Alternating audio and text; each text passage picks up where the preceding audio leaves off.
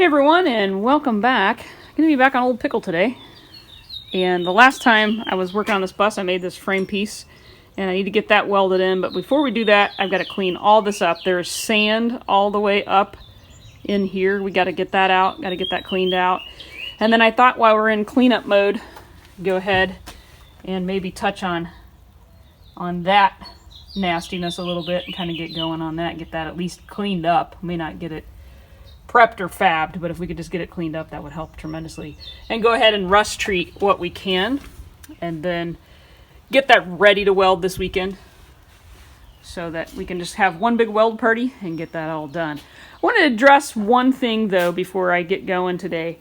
I had a YouTuber mention that when we did the run video on this, it was a 30 horsepower, not a 36 horsepower. And if you remember, I was saying I don't want to add too much weight to it because it's going to be a 36 horsepower engine. Well, here is the engine that came out of Old Pickle. And this is a 36. And it is period correct stamp on the engine for a February of 58 bus, which is what Pickle is. But this is a 36 and a 30. It depends on where you are and what number you're referencing. There's a German number called the DIN, and that is usually a little bit higher because that's measured without accessories on it. So, for example, no generators on it. Versus the SAE. And I think SAE stood for Society of Automotive Engineering or something like that. The DIN, I'm not sure. I'm sure it's Deutsch International Standard or something like that.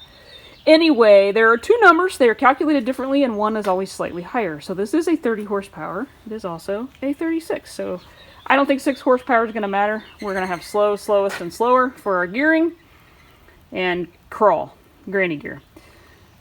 There are a couple differences between a 36 and a 40.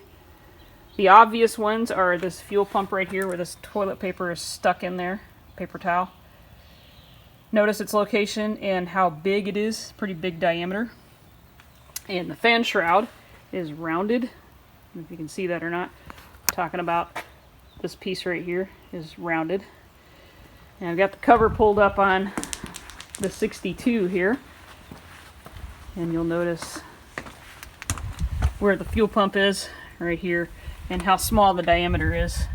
And then the fan shroud kind of squares off on each side. It's not as round, it's flatter on top. Those are the obvious differences. Obviously the oil bath is in a different location on this one as well. The 36 has the little arm that comes off to the side.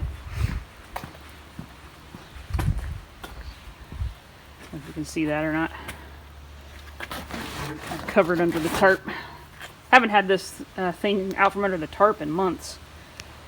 So those are the obvious differences, but so to that person I will say we're both right. Two rights, in this case, makes a right. What is the saying? Two wrongs don't make a right? Two rights make a right. Anyway, this is it. I did a run video on this. If you want to go check it out, I'll put a link right here. It is super, super gnarly. The engine, not the video. Really cruddy. Just give you a little once over here. We swapped out the coil. We weren't getting fire on the very first one we did when Dad came over and helped me because he couldn't stand it that I was doing it without him. And we also had a rotor that was bad. But this is it. This is Old Pickle. I'll give you a peek back here too.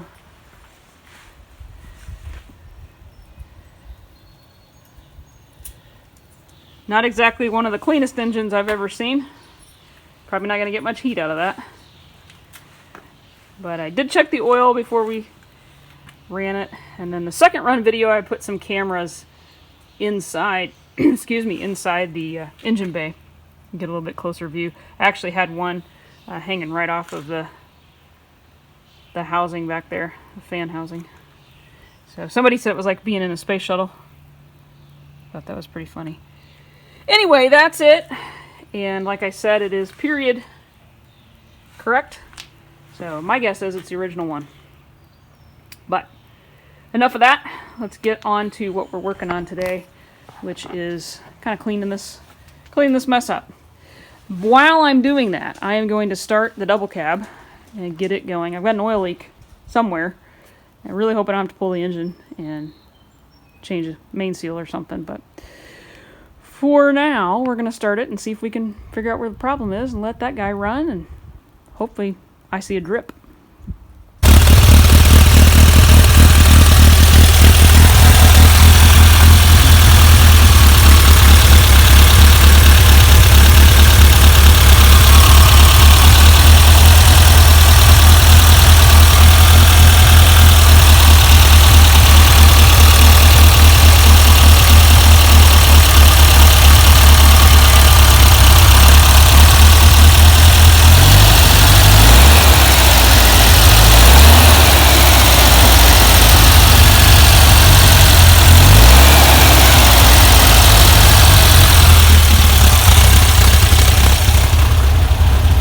Found the leak.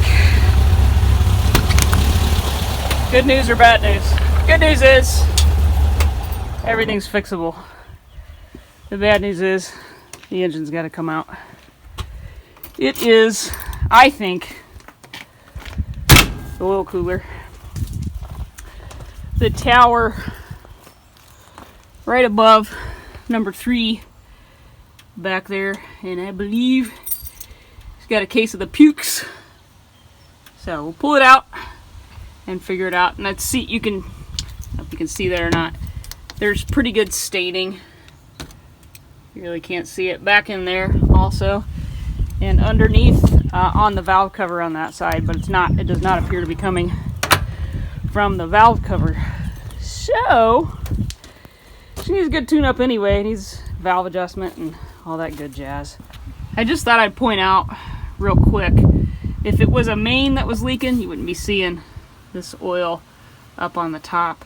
Either way, if it's the oil cooler or the main, the engine has to come out. So, and I am 99.9% sure we're gonna find our problem right there on those couple little O-ring seals that are on there.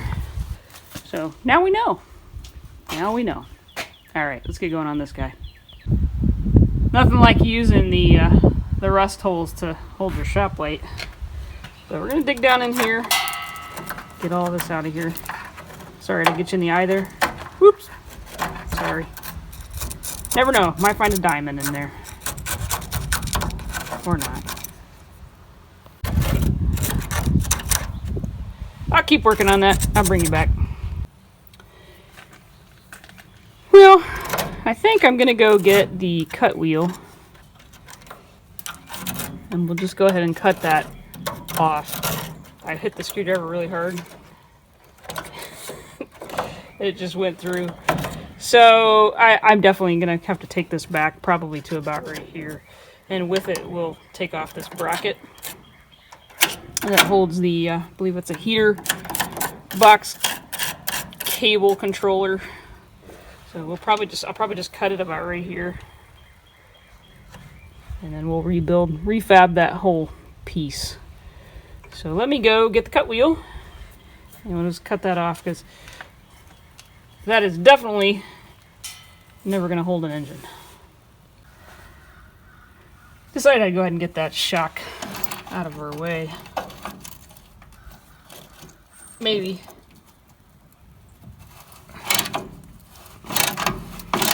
There we go. Oh wow, so to kind of wire wheel around all of that and clean all that up. Plus when I'm cutting, it's not hit me in the face.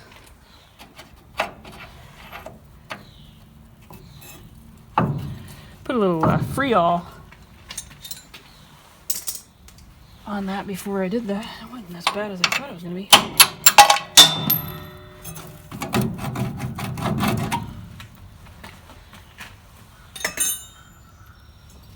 We'll go ahead and stick this back in there.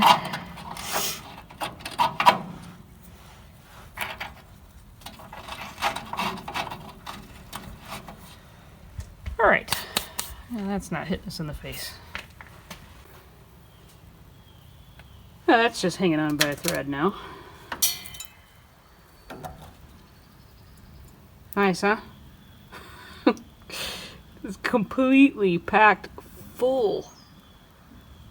They like off-road this thing in the dunes or something? Jeez Louise. And I'm sure the other side's packed full, it just didn't rust as bad. Let's see if we can see up in there. Yeah. I don't know.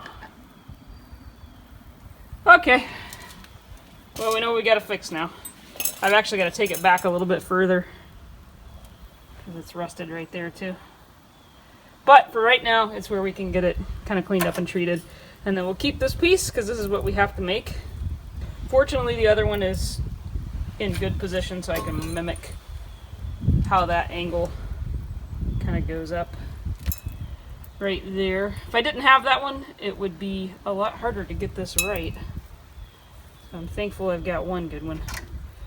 But yeah, that thing is toast.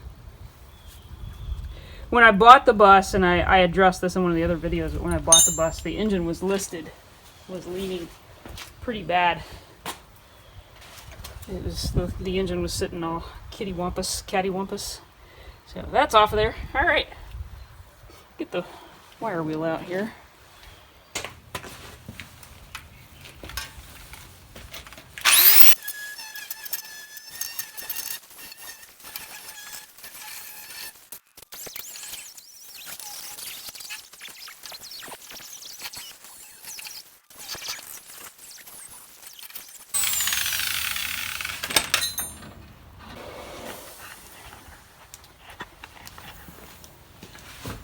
Well, I got what I can kind of cleaned out of here,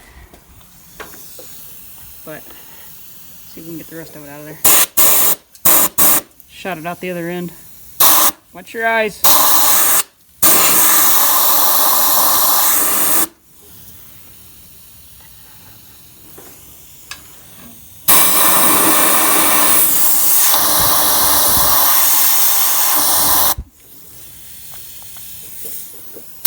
Hope you got your goggles on.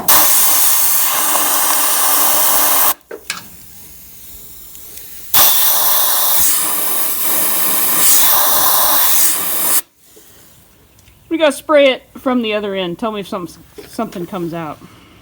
Figure out where I can get to it.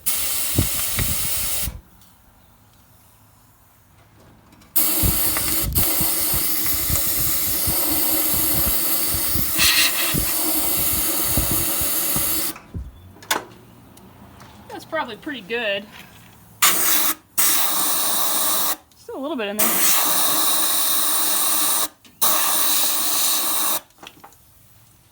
Still shooting some out. Let me go ahead and finish getting that out of there and I'll bring you back. I don't know if you're going to be able to see this or not, but I think I found the pocket of debris. Let's see if I can hit it again. Nope.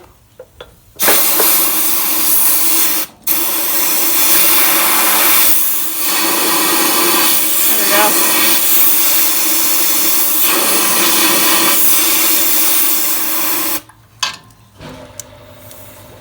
Not silly enough to think I can get all of that out of there, but we're trying to get most of it. It was really coming out of there earlier. Should have turned you on then. Problem is with that long nozzle, I can't get up in here very well.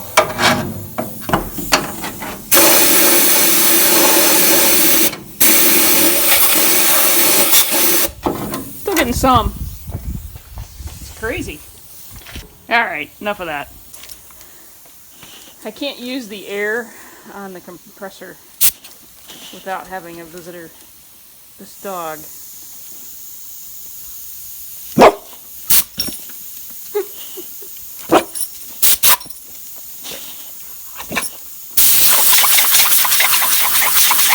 You're an airhead.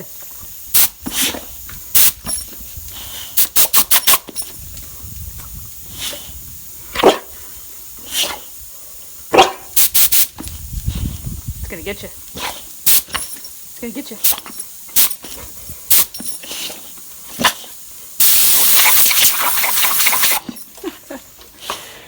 Alright, we have that all cleaned up.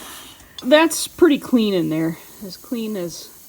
I'm probably going to get it without taking it apart. I can see light right kind of where those two pieces are kind of separating from the factory weld right here. So I'll probably just try to hit a little bit of weld in there. So I'm just seeing a little bit of light right about there. And you can't see it with the camera, but there's just a peephole's worth of, pinhole's worth of light in there. It actually looks a lot better in there than I thought it was going to. So we're lucky there. Everything's kind of wire wheeled down to bare metal in some places. Couldn't get real good in here. Need to take the hose and kind of air that out also. But it went all the way down to where the bumper mount goes and just tried to clean it up best I could. And then we'll treat it with that solution. And I'll go ahead and work on this. I won't bore you with that. But we'll work on that and get that all cleaned up and start fabbing that up. And then this side for right here will pretty much be ready to weld together. And of course, when I flip the bus, it's on a rotisserie. If you don't know that, it's sitting turned sideways on a rotisserie. So I won't do the inside because this tubing, this is a C-channel, basically is what this piece right here is. So on the inside, obviously I didn't wire wheel up in there because it's just hard to get to. We flip the bus the other way, we'll get to it. So I may go ahead and do this piece down here while we've got it flipped this way. Make it real easy to get to from this side. So let's go get a paintbrush and treat that up. What do you say?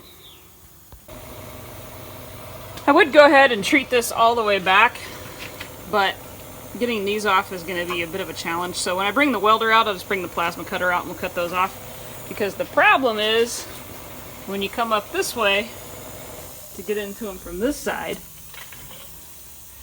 you can't get the cutter in because it hits up here.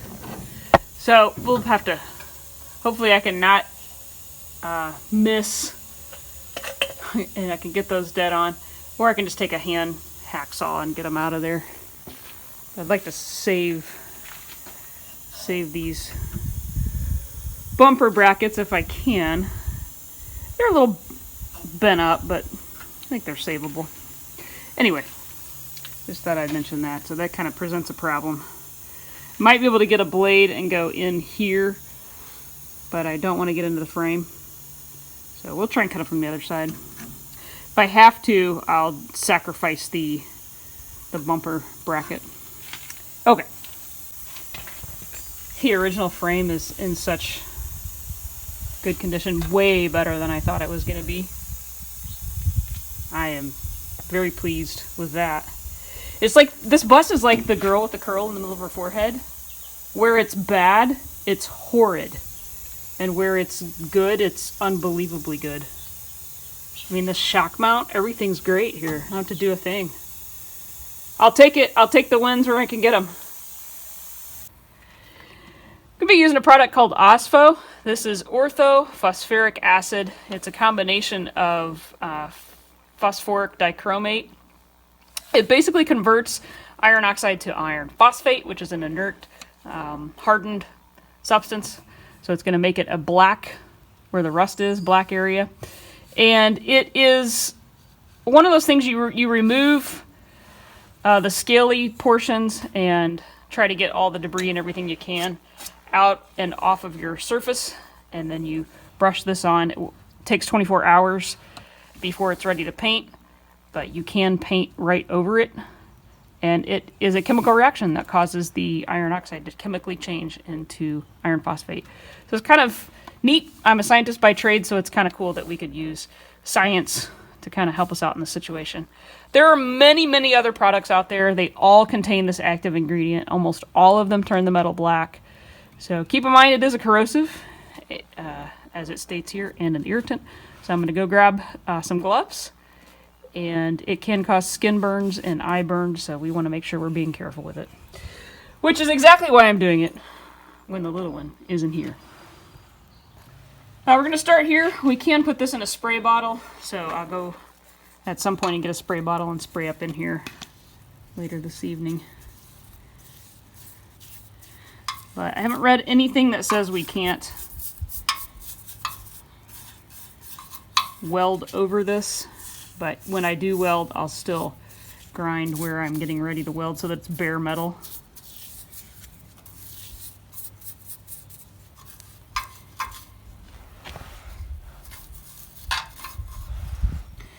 Yeah, I think a spray bottle, if we got a spray bottle up in there and just coated that really well up in there, that might not hurt us. Can't hurt, might help. Hopefully that light isn't too much in your way.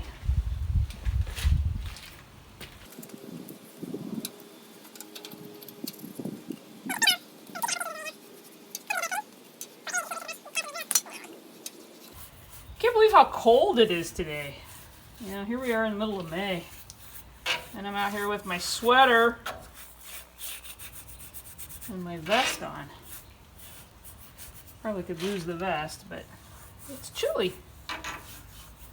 Overcast, and it's kind of a nasty couple days.